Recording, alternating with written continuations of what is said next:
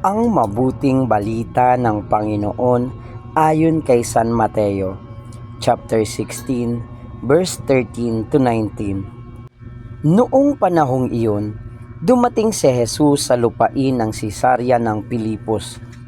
Tinanong niya ang kanyang mga alagad, sino raw ang anak ng tao ayon sa mga tao?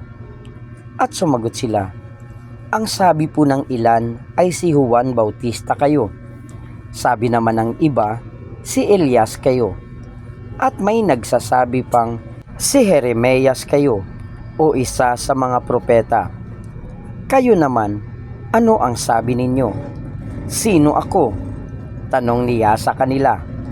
Sumagot si Simon Pedro, kayo po ang Kristo, ang anak ng Diyos na buhay.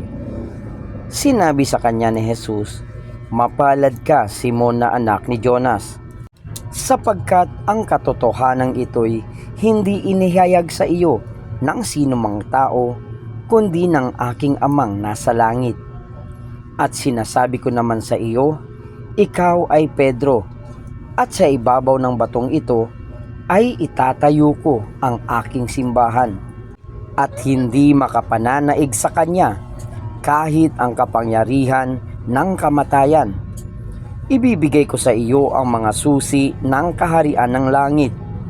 Ang ipagbawal mo sa lupa ay ipagbabawal sa langit, at ang ipahintulot mo sa lupa ay ipahihintulot sa langit. Ang mabuting balita ng Panginoon. Pinupuri ka namin, Panginoong Hesukristo.